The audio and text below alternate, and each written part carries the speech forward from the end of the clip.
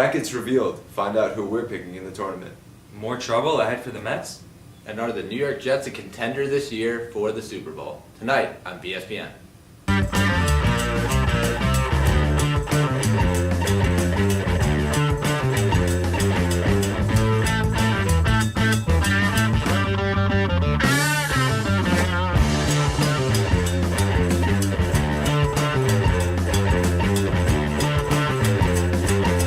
Good evening and welcome to another edition of BSPN. Tonight, are the Jets a contender?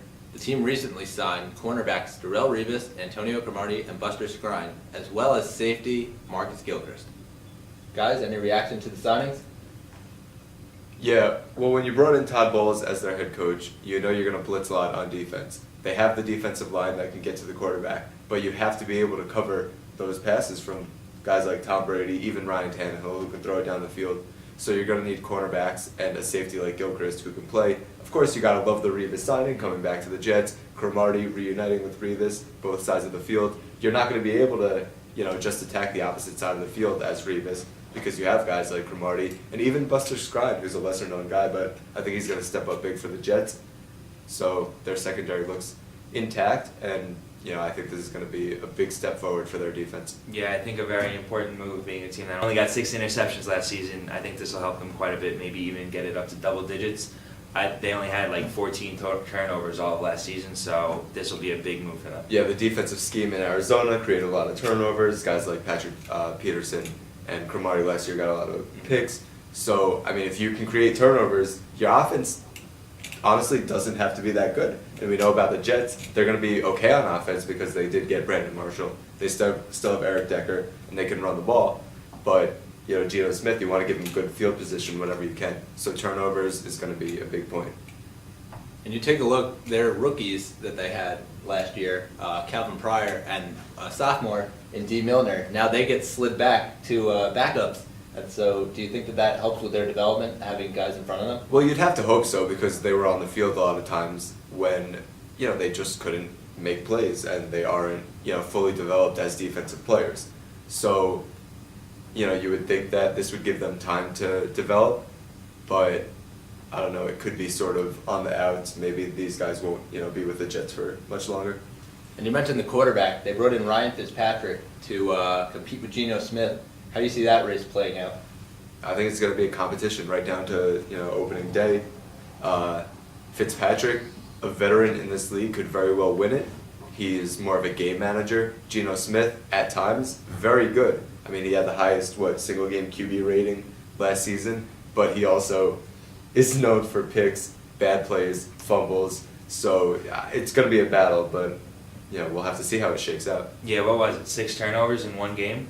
That's more turnovers in one game than his team basically had in interceptions all season, as we said before. Yeah. So I think Fitzpatrick will get the starter. He's a smart football player. He did really well with the Bills a few years ago. So I think it's going to go to Fitzpatrick. And you mentioned that they also have the 6th pick in the draft, and so do you think that maybe a certain Oregon quarterback could be in play if he falls there? If Mariota falls there, they will get him. I don't know if he's going to fall to 6. A team might try to jump in and trade ahead. Bringing Mariota in there with proven receivers would be good. I'm not sure they can run the ball enough. If you're going to have Mariota back there, you want to have a more solid run game. So maybe a team like the Eagles, who are thinking about going to get Mariota, would trade up there. So I'm not sure. They might even look for Amari Cooper if he's still there. So I think they might try to help on offense. Yeah, Mariota is NFL ready, so whatever team he goes to, he's going to start on right away. And in the last few years, we've seen a lot of that be the case, with a lot of first-round picks starting and trying to lead their team, most successful of which, Russell Wilson. I think Mariota has the potential to do the same. You talk about the Eagles. The Eagles recently dumped their quarterback, Nick Foles, and traded him over to St. Louis for Sam Bradford. Now, that piece could be huge in a trade for that 6th pick. Yeah, I don't know if they're going to trade Bradford for that pick necessarily, but it did help them, I think, in acquiring DeMarco Murray. So that definitely helped. Bradford, I think he's going to be the starter for the Eagles coming into the year. Chip Kelly likes him. It's going to take a lot to get Mariota. They can run the ball, spread offense with Bradford. Their defense, it's going to be a question because it always seems to be a question with the Eagles. So that'll be a big key to their success, that defense. I mean, who knows what's going on with the Eagles? Chip Kelly is a madman over there, having free reign. He's got rid of most of his players from last year, signed Ryan Matthews and DeMarco Murray this year. So who's the starting running back over there now after getting rid of LaShawn McCoy? So what he's doing. Nobody knows what he's doing over there. And we take a look around the league at the rest of the signings from this coming week, or this past week. Nick Bailey signed with the St. Louis Rams. DeMarco Murray went to the Philadelphia Eagles, as we mentioned.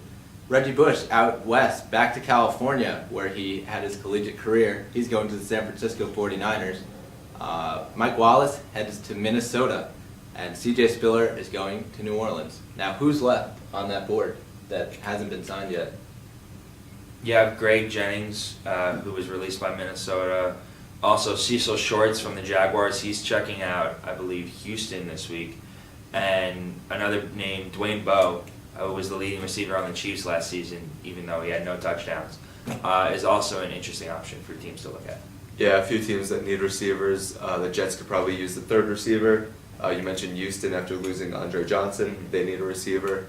Tampa Bay, they might need a receiver. Somebody to help out Jameis Winston if they do draft him number one.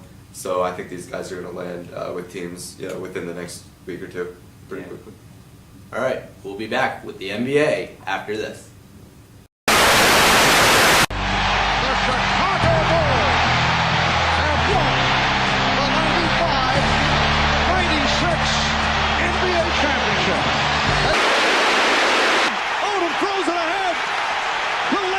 Repeat, back-to-back titles.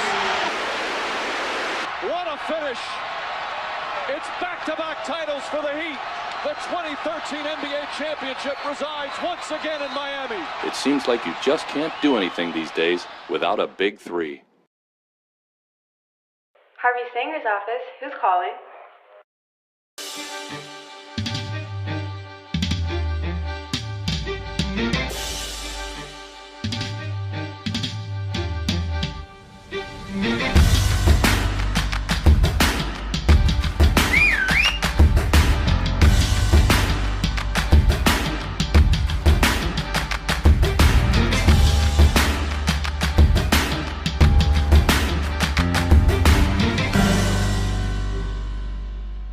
Welcome back, and now moving on to the NBA, let's talk about what happened this week. Kyrie Irving had a huge game against Spurs and Popovich, scoring 57 points. He's the first player to ever get over 50 points against a Popovich-coached team. What do you guys think? Yeah, the progression that Kyrie Irving has made this season is incredible. Playing with a guy like LeBron James, you're going to get opportunities, to drive the lane. Kyrie Irving, he's really becoming a great player. I think he's a top 5 point guard in the league right now, and I think that he's going to be a big reason why the Cavs make a long, long run in the postseason. Well, LeBron said after the game he can just lend him a record. LeBron is coming for you, Kyrie. He has 25 records for the Cavs, and shouldn't be long before he has a 60-point game because LeBron's always good for one of those big games. Yeah, I think LeBron and Kyrie are finally clicking and making the Cleveland team forced to be reckoned with. They're now second. They're still surging. I think they're going to make a great run in the playoffs. Another thing that happened this week in sports is Russell Westbrook, as most of you might have seen, got his third triple-double of March, his 6th of the season. The rest of the league only has 2 more triple-doubles in March, so he's outdoing the league. But there was a thing where he made an argument to get one of those triple-doubles. He went like this to the score guy about a tip-in that he had. What do you guys think? What do you think the rule is on that? He wants his recognition, I guess. He wants to go for, solidify the most triple-doubles. Nobody's going to touch that number of triple-doubles this season. He's a guy that does everything. He's a guy that, as he showed in the All-Star game, when he went for all those points and took all those shots, he wants to be recognized as one of the top guys in the league. And for all this time during his career, he was overshadowed by Kevin Durant, a guy who, I still think is better and probably the second best player in the league behind LeBron James. So Westbrook wants to be, like I said, recognized for being one of the best players in the league. And he's getting all the credit that he deserves right now because he's playing at a great rate. Now, I took it the other way. I don't think that he should be worried about stat books and standings and whatnot. Go out and win games. That's what's important. If you're worried about getting triple doubles and numbers and whatnot, then you're really not focused on the actual game itself, which of course you want to win. You want to get into the playoffs. They're battling right now for that last spot, and you know if he's busy worrying about numbers, I don't know what he's doing. Yeah, well, yeah, I mean, he's trying to prove something that he can do it without Kevin Durant. But the issue, I mean, I guess for them is that they are winning games and they have a good record, but they play in the Western Conference. Like we've said, time and time again, if they were in the East, wouldn't be an issue. They'd be in the playoffs, but they play in the West.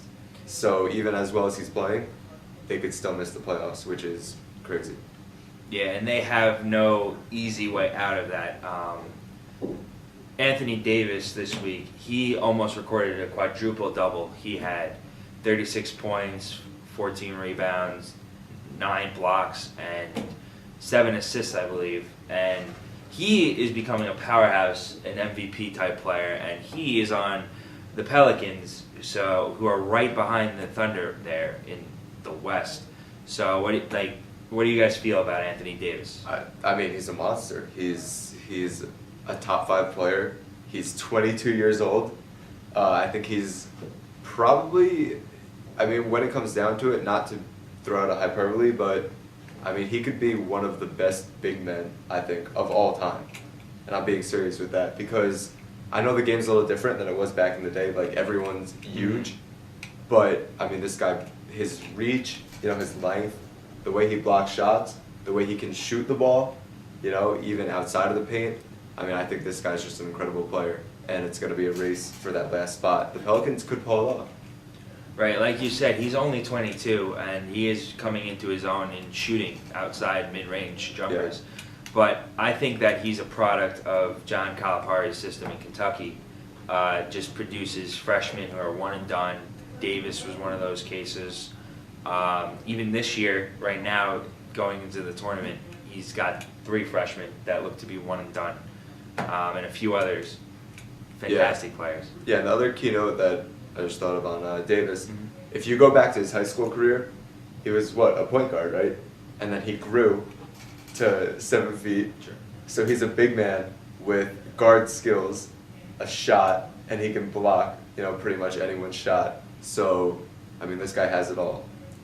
Quite a force to be reckoned with. And let's move over to the NCAA tournament and take a look at Kentucky and their perfect run and run for perfection. Yep, so Kentucky, 34-0. They ran through the SEC. No real contest in the SEC tournament. Nobody battled them. Arkansas, I mean, they had the lead, to less than 10. They got it in single digits, but they weren't knocking off Kentucky. 34-0, like I mentioned, 6 games to a perfect record. They're going to be the popular pick. They're Vegas's pick. The odds are on Kentucky. But I think when you get down to it, there's going to be teams that are going to test them. So if you look further into it, a team like Duke, a team like Wisconsin, if they get that far, they could battle them. So who do you see as Kentucky's biggest threat? Well, I see Wisconsin as their biggest threat. Frank Kaminsky in the middle, who's been a complete dominant force. They're 31-3, and I think that they could take down the streak. Yeah, Wisconsin definitely has the size that could bother Kentucky. But when you have big men who are all hovering around 7 feet, Karl Anthony Towns, Willie Cauley-Stein, I think that they'll bottle up Kaminsky. But if his outside shot, is on point, then that would be the big key for Wisconsin. Yeah, Wisconsin, Kaminsky, 7 foot as well, but Willie Cauley-Stein, I think, can handle it just fine. I think, their biggest competition might be Arizona. Arizona's got big men. They play great defense. They're only allowing 58 points per game. Both teams, Kentucky and Arizona, play defense and have high proficiency offenses. So I see Arizona as their biggest threat. Yeah, the beautiful thing about the tournament is one and done. If Kentucky doesn't make their shots like they've been doing all year and they just go cold, they can lose to a couple teams. I'm not going to say they can lose to anyone because they're not going to lose their first round, second round matchup. But if they can't make their shots, there's teams they could definitely lose to. Looking at a few of the other number 1 seeds, Villanova, an interesting team. They've been playing extremely well all year, but coming out of the Big East, a conference that has been down because some teams left the last couple of years, Louisville, Syracuse, both not in the conference. But Villanova, I think that they're a very viable 1 seed, and they definitely deserved it. I have Nova winning it all in my bracket that I'm going to put up. I think Nova is underrated. They're 32-2 from the Big East. I know Wisconsin a 1 seed, 31-3, but that's from a weaker division. So I think Nova is going to just roll through into the Final Four, and I think they're going to beat, I have Gonzaga going to my Final Four as well, so I think they're going to beat Gonzaga to face Kentucky or Wisconsin in the championship. I see them as a real legitimate threat in this one. Now, I went the other way. I took Virginia in that side of the bracket. I think that they have the star power to take down a team like Villanova. I actually had Villanova losing to NC State in an upset, one of my many upsets in my bracket. But yeah, you talked about a team like Gonzaga. I think Gonzaga can get to the Final Four. They're driving force. Yeah, there was a big case this year. A lot of teams could have been 1 seeds. Virginia, for one, Arizona, and Gonzaga all had the records and this, players to be 1 seeds. I think the only thing that stopped Virginia from getting there is Justin Anderson's injury down the stretch. And the fact that they didn't win the ACC. Of course. But yeah, the offense without Justin Anderson was definitely not as good. The defense was still there, but they have to prove that they can score, because when you get into a matchup with, a team like Villanova who can score, if they both get to the Elite Eight, Villanova will probably have their number because, they can make shots with the best of them. Duke, they also didn't win the ACC, but, a top seed, obviously a lot of great players on that team, Jahlil Okafor, Tyus Jones, Quinn Cook. But I think for Duke, the guards have to continue to play well. Quinn Cook, he's having his best season with Duke. But, with the freshmen that they have, I think that there's a chance that, a veteran team could come in there and take down Duke. Yeah, they're going to have a tough way to the Elite Eight or the Final Four. I don't exactly see them rolling over any team that they could face besides their first round 16. Something else interesting, the playing games, BYU versus Ole Miss and Boise State versus Dayton as playing games. I like Dayton. My uncle's a graduate of Dayton, so I always have them going to the Sweet 16 just out of Flyer pride. Yeah, it's a home game for Dayton, so you have to like that about it. Boise State, they played pretty well all season, but not as much of a power conference, Mountain West. Although Dayton playing in the A10, not a power conference, but a lot of good teams in there. They did lose to VCU in the championship, but a close game. Jordan Seibert, he steps up big in the NCAA championship a few years ago when they beat Ohio State. That was a big game. He's a transfer from Ohio State. So I think Dayton can do it. They do lack size. A few of their big men were suspended earlier on in the year, so they don't really have a player above, I think, 6'7" or 6'8", so that could be an issue when you get to rebounding against these bigger teams. But they should be all right to, I think, win that first one and move on possibly against Providence as well. What do you guys think about Notre Dame being a 3 seed, even though they won the ACC tournament? Yeah, Notre Dame's a tricky team because they beat Duke twice this season, right? And of course Duke a 1 seed, but they also lost by 30 to Duke. Sure. And that first victory against Duke, they had to hit a late shot to win it, so a very close game.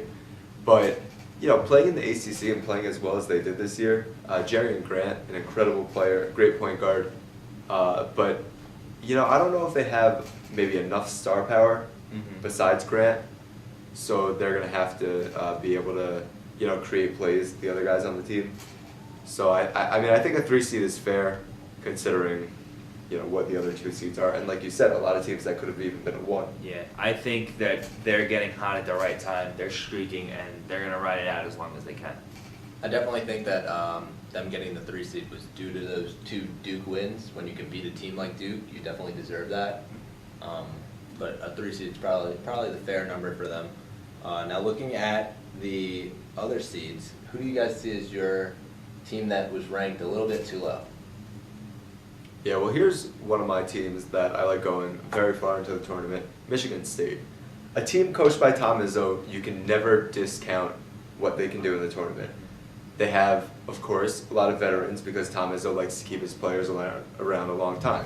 Brandon Dawson, he struggles with his free throws. Michigan State, one of the worst free throw shooting teams in the country, atypical for a Tom Izzo team, but they can rebound. Denzel Valentine is creating plays.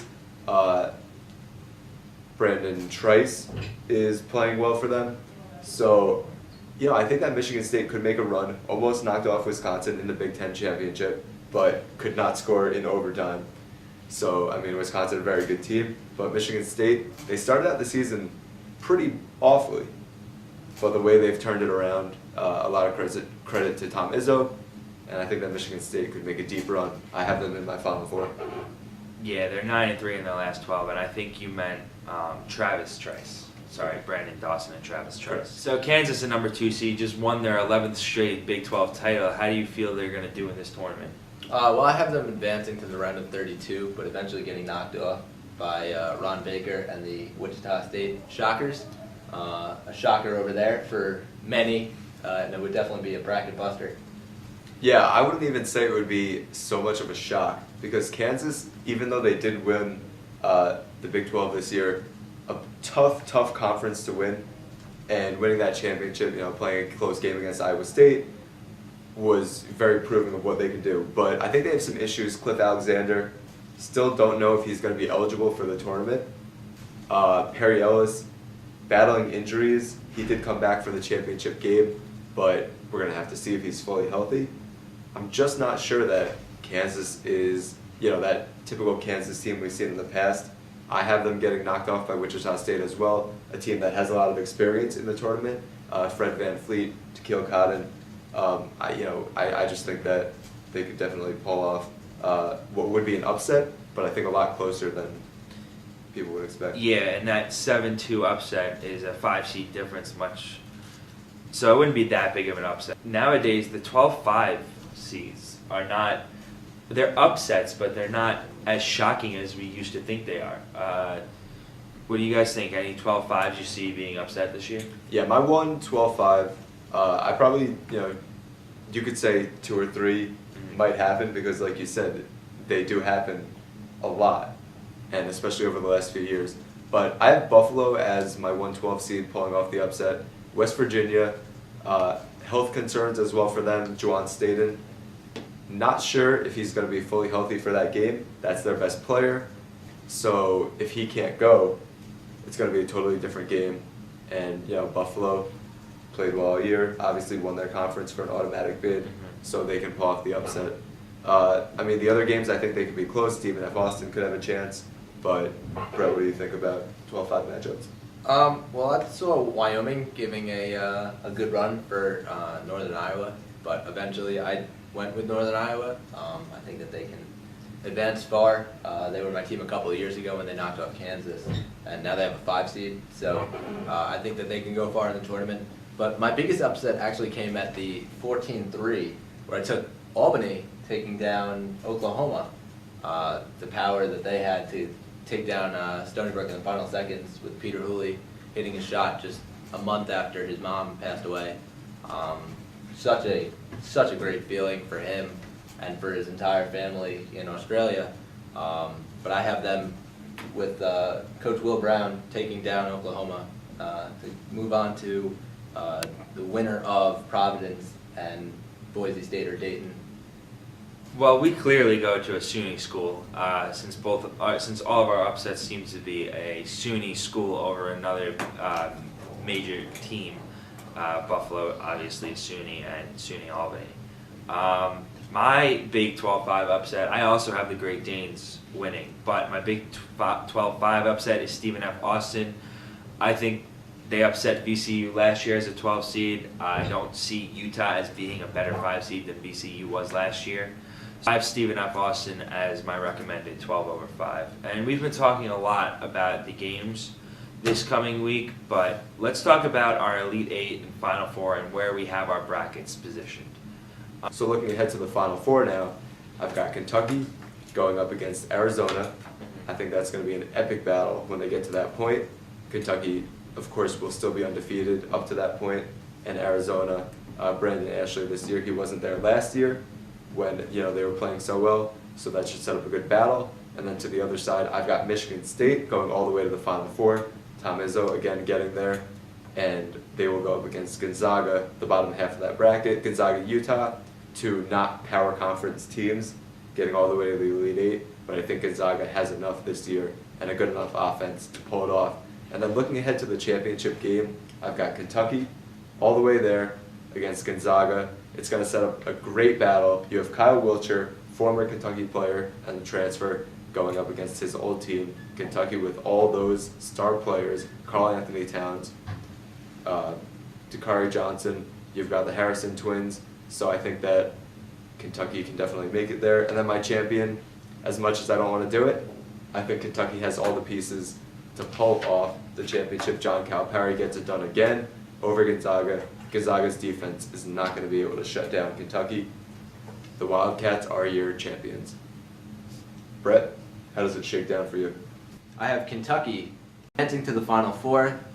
You mentioned that they would be undefeated by then, and I think that they would have to take down Wisconsin on the other side of Wisconsin, beating Baylor to advance to the Final Four, setting up one of the greatest matchups we've seen in recent years, Wisconsin and UK. I think that UK takes that and advances to the finals with all the star power that they have, but don't doubt Wisconsin. Wisconsin could very well advance to the national championship game. I have UV on the other side taking down Gonzaga. Just a matter of my opinion. I think Virginia is a stronger team, and I think that their road to the Final Four would be a bit easier in that bracket. Then that final matchup, I have UK against UV. That's right, Kentucky and Virginia. I have Kentucky completing the undefeated season. Prior to what I said, I originally didn't want them to go undefeated just as a rooting interest. I didn't think it was good for the sport to encourage one and dones, but I do think that Kentucky does win the championship this year and completes the undefeated season. Into my Final Four, I have Kentucky beating Notre Dame to get into the Final Four out of the Midwest. Wisconsin over Arizona out of the West. Villanova is going to make the run out of the East, and Gonzaga is going to take down the Blue Devils in the South. In my championship game, I have Kentucky beating Frank Kaminsky and the Wisconsin Badgers, going up against Villanova over the Zags, leading to a championship game that I believe is going to be one to remember. Kentucky up to this point would be 39-0, a phenomenal record, but I think they're going to get stopped in the championship by Villanova. The game score I'm going to predict is going to be 75-71 in favor of Villanova. That's how I see this going down. You can mark my words. That's our bracket. We know you have some. We'd love to hear about them. Either tweet them at us, comment on this video, or on our Facebook page at BSPN. Now we're going to go over to the NHL. Yeah, the Rangers took over the Metropolitan Division. They have 4 games in hand on the Islanders, moving ahead by 3 points. But recent news this week about the owners possibly meaning to have 3v3 in overtime. What do you guys think about that? Yeah, that would be an interesting rule change. I don't know if that's going to happen, but I mean, I guess that would make it a little more exciting. Yeah, and you look at the statistics, the 3v3, a lot more open ice, resulting in a lot more goals. I think that it could be good for the league. It would be an interesting thing, though, to see, because you would eventually eliminate a forward out of your lineup, and you'd have 1 forward and 2 defenders. But you can look at it the opposite way. Do teams then go to 1 defender and 2 forwards? It would create a lot of strategy issues for whatever coach has to make that decision. So I don't know if they would do it, but I mean, we'll see if the owners vote on that. Yeah, I don't like the idea of the 3-on-3 overtime.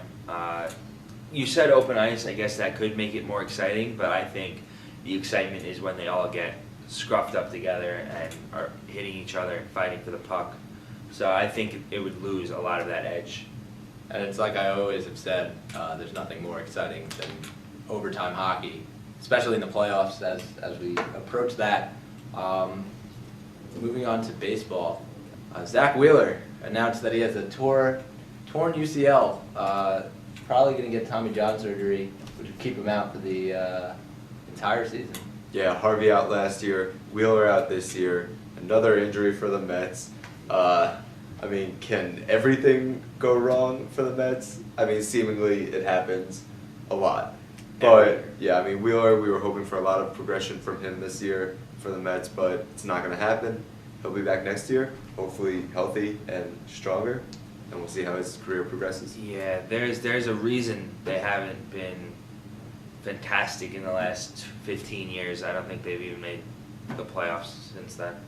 Now, does this open the door for a young guy like Noah Syndergaard or Steven Matz, who are been performing in AAA and AA? Yeah, I don't see it happening opening day that one of those young guys is going to make the rotation, but if Dylan G struggles early on, then one of those guys will probably replace him by the end of April. Sure, you know, the one thing I do like about the Mets is that they're always full of young guys, young talent. It's something that the Yankees don't do. They buy the older guys with the proven talent. I like how the Mets stick to their farm-raised system. And now we'll turn it over to our floating heads.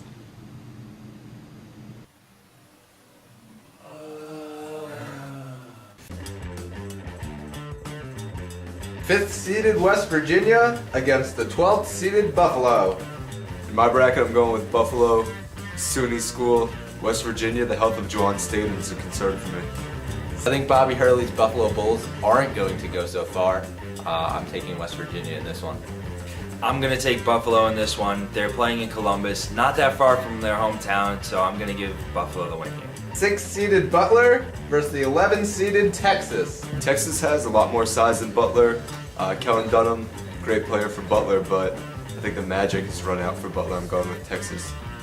Texas in the upset, the Longhorns should move far in the tournament. I'm going to give it to the Longhorns. They have 3 players averaging over 10 points per game, and I think that's going to propel them over Butler. Third-seeded Baylor versus the 14th-seeded Georgia State. You know, this matchup is going to be a little closer than a lot of people expect. Baylor coming out of the Big 12 playing great all year. Georgia State, Kevin Ware, Ron Hunter celebrating with his son on the court toward his Achilles. I think that Baylor gets it done, but it could be closer than people think. I think Kevin Ware is going to have a good game, but I think Baylor's going to take this one. I'm going to have to go with Baylor on this one. Baylor is usually pretty good in the tournament. Both teams are averaging about the same in points per game and defensive-wise. Yeah, so Baylor takes this one, and I think they'll even go far. 7th-seeded BCU versus 10th-seeded Ohio State. Ohio State, one of the most underseeded teams according to the BPI, but VCU, going to put the pressure on them. D'Angelo Russell, I don't think he can get it done by himself. D'Angelo Russell is going to have a huge game for Ohio State, and I see them moving on in this tournament match. I'm going to take VCU in this one. I think Trevion Graham is going to have a great game and lead them into the next round. 3rd-seeded Oklahoma versus 14th-seeded Albany. Well, I'd love to go with Albany, but I gotta go with Oklahoma, the Sooners, and Buddy Hield. But Albany, Peter Hooley, if he can create some more magic, that would be great. I think Will Brown's going to outcoach the Oklahoma Sooners, and Sam Riley's going to have a huge game. Danes going to the next round with a big upset against Oklahoma. Let's go Great Danes. I'm picking Albany in this one over Oklahoma. I feel an upset coming on. I think the Australians are going to overpower Oklahoma. And we're back. And on behalf of Jeremy Vella and Mike Bergner, I'm Brett Malmud. Have a great tournament, enjoy all the games, and we'll see you next week on BSPN.